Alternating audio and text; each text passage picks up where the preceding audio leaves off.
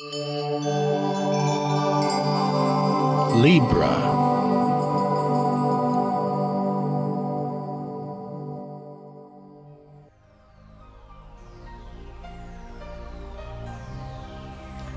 Hello everyone, this is your forecast here, Libra, for April of 2015.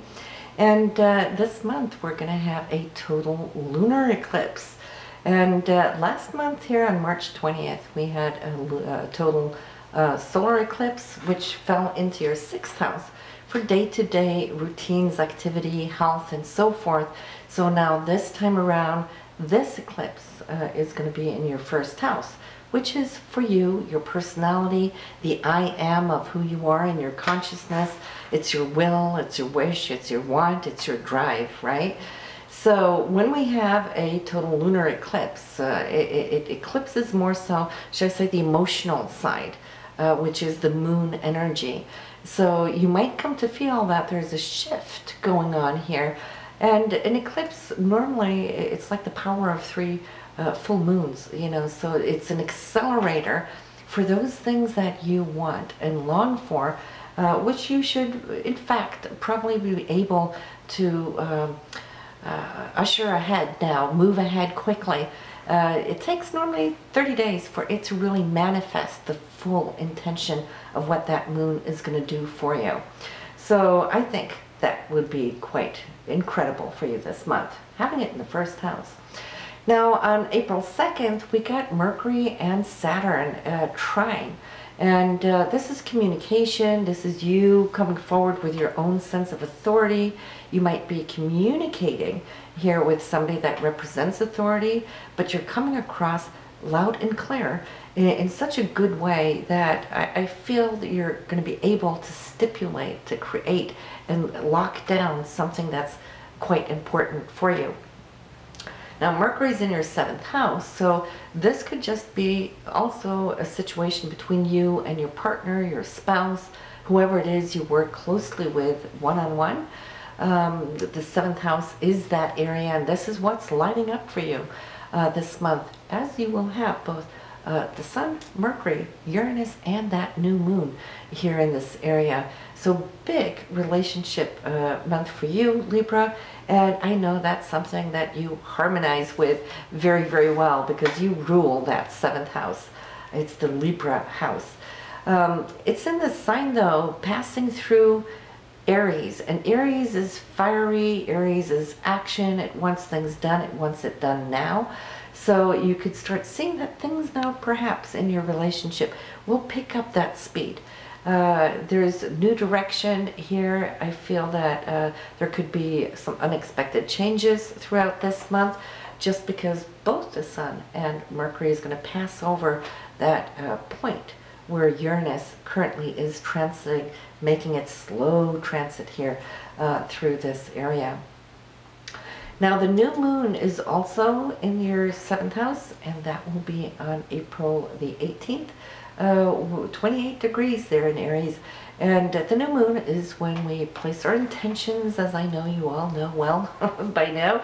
And so the intentions for this month would be about you placing whatever hopes, dreams, wishes, your intentions into the area of relationships. Nothing else, just how you really want this to actually flourish for not just the coming month, but for the entire year until you have a new moon again in this area. So you're setting yourself up for the next 12 months for your relationships, that is.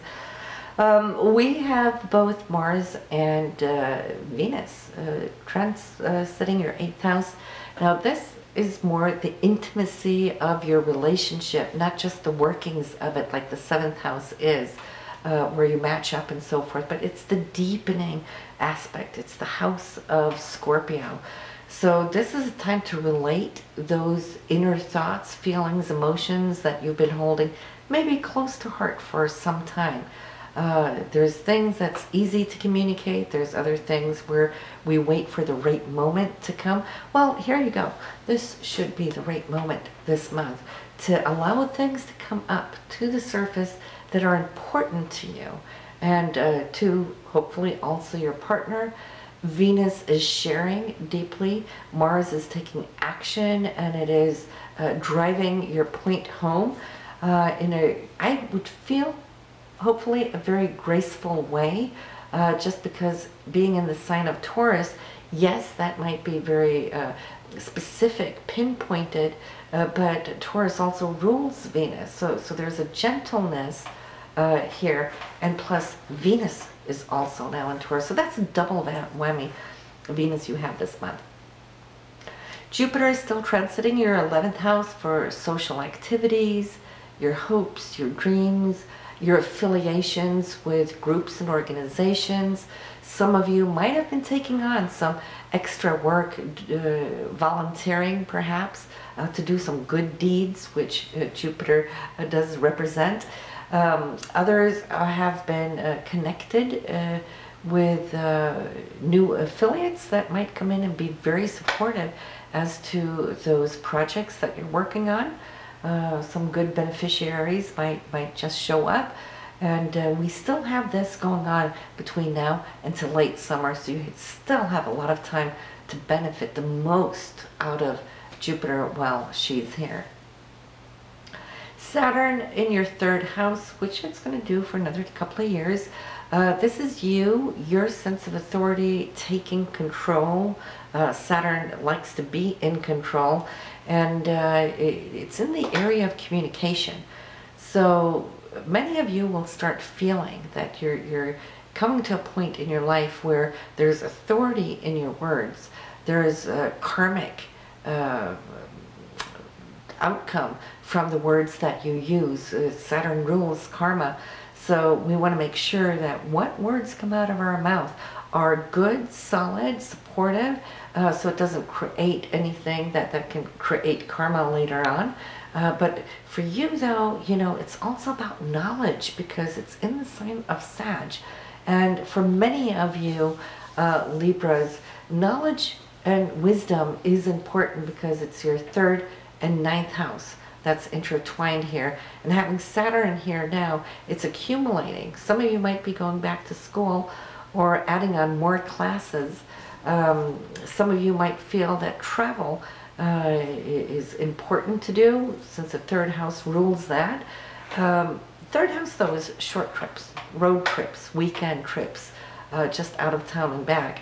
But it's still in the sign of Sag, and Sag loves adventure to faraway places. So there could be some longing or structuring, another key word of Saturn, structuring and planning, perhaps, if not for right now, but within the next 2 years to make a wonderful journey out of country to a specific place that you've always been fascinated by. And it could also even tie into some ancient place, you know, that holds a lot of history as well. Pluto is still working with your foundation. It's trying to transform where you're at, how you're living, where you're living, the security of the home base and so forth. And it's been a little bit tumultuous here for some with having Pluto here because it's challenging. But you're also slowly transforming, integrating what security really means for you and within the family structure. And Neptune still going through your 6th house, and it will be. Both Saturn, Pluto here, and Neptune are these longer transits, so they take time. This is you really looking into diets and perhaps becoming even more sensitive to certain foods, your reactions to them, or also feeling how certain foods really will enhance your body and sense it. It's not just, you know, putting something in your mouth, but actually putting in your mouth and feeling how it not just digests, but how it really energizes your body. So there's quite the sensitivity that is coming into your body consciousness. Some of you might become more sensitive and pick up on allergies that you might not have been sensitive for before, but then again, that's Neptune, right? So yes, let's take a look at the dates. And last month I did an external monthly calendar. Some of you loved it, and some of you still want it back into the video, so I'm going to do both. Make all of you happy, hopefully. So yes, we did mention that discussion that you might be having with somebody on April 2nd. It's really good. It's a time for you to come out and share your viewpoint.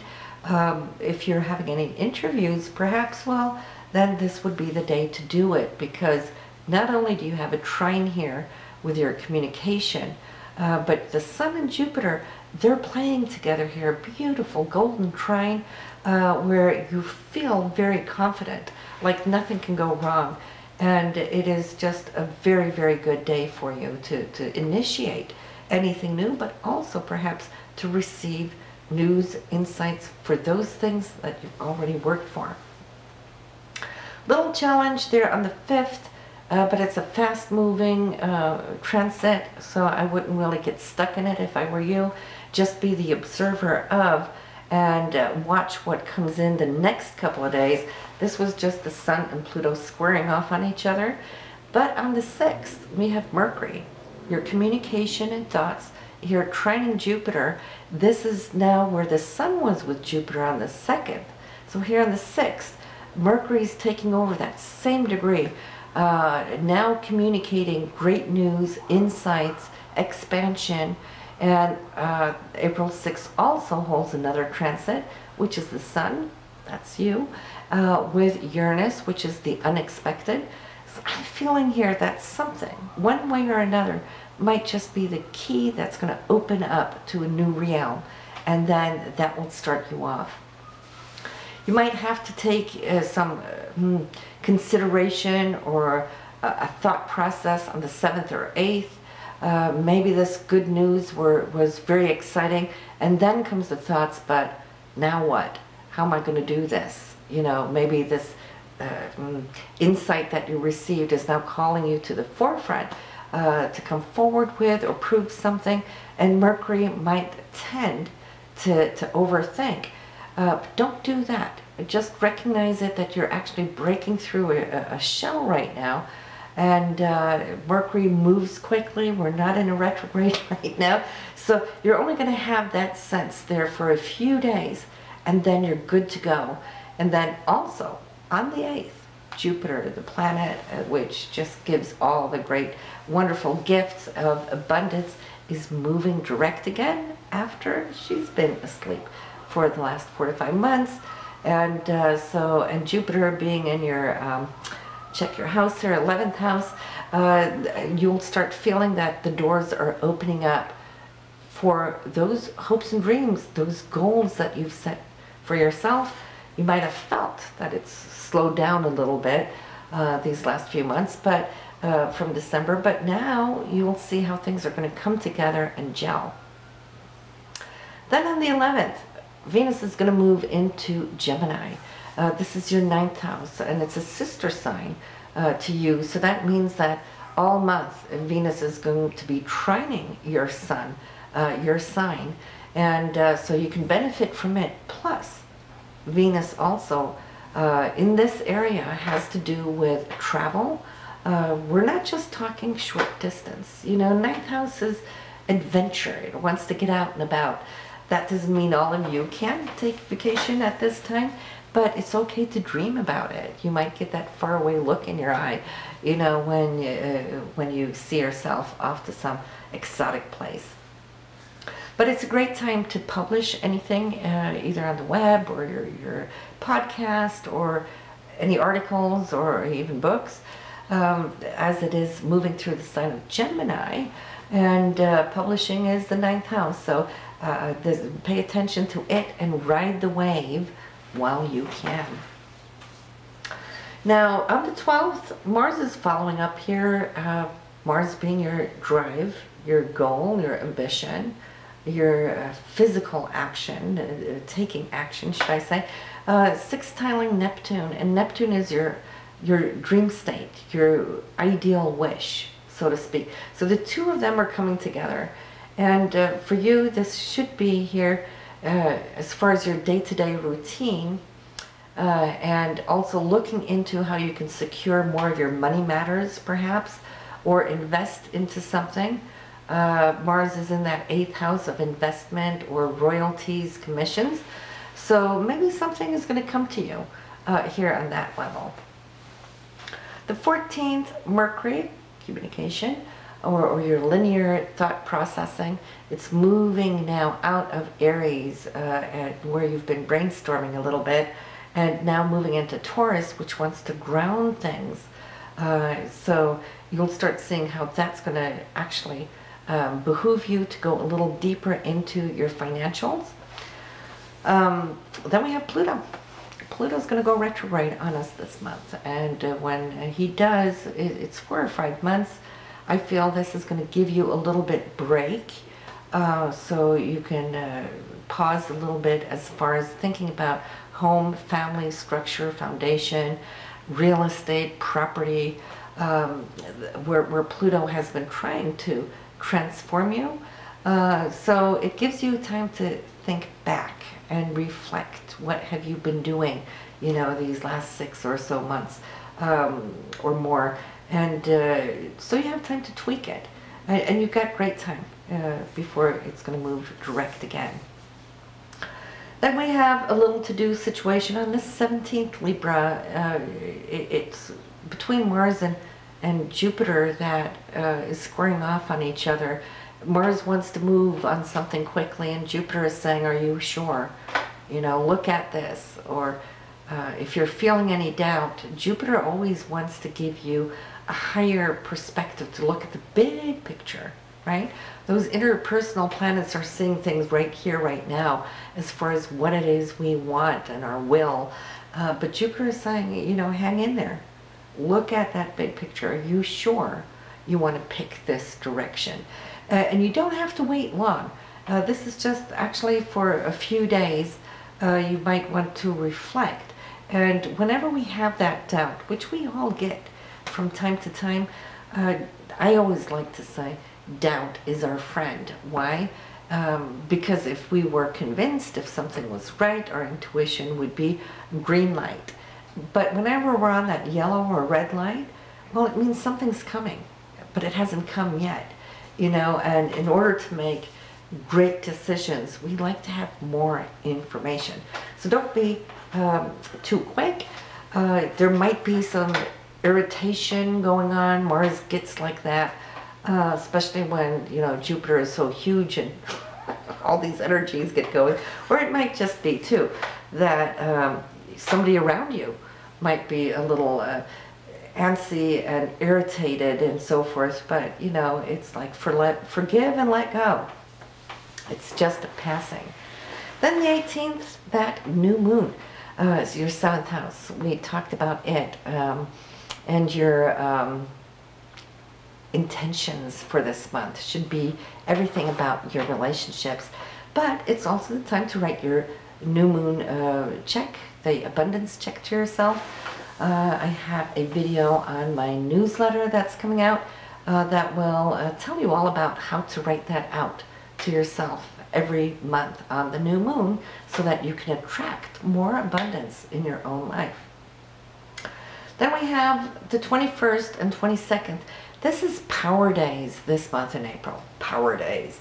Mars, okay? Physical drive, action, goals, and determination. And Pluto, which is this incredible force of energy. The two of them together in a trine, you can move boulders uphill, up the mountain, because your strength is so strong. That's on the physical level. But also on the internal level, there is a lot of strength because Mercury is coming in here with a conjunction to Mars. So you can also communicate something very dynamically that can have the possibility to transform a very specific situation here for you. And I feel that that has to do, for you, between the 4th and the 8th house. So it's home, family, money, investments, the way you look at money, the way you share money. There might be a solution coming in. Whatever it is, it's impactful. 21st, 22nd. So we're coming to the end of the month. We got Venus here and Uranus, their sextile. That's a good combination. for happiness, joy, the unexpected. Venus is both love but also money. So this could be a good money day for some of you. And for those of you in a relationship, yes, this could be a great time to go do something exciting with your partner. And for those of you who are single, well, this could be a day you might just cross paths with somebody quite exciting and different. You know, Uranus will always bring somebody who's quite different from us to us. That's the attraction. So on the 30th, though, Mercury will be moving out of Taurus, out of this 8th house and into your 9th house for higher education, publishing. It will also be wanting to think about travel and journey. And so that could be a good thing. You know, Venus already moved in there, so more thoughts upon this. But we'll talk about that in May as that more relates to next month than right now. But it's signing off out of that 8th house into the 9th as we're leaving here in April. And I'll see you next month. Bye, Libra.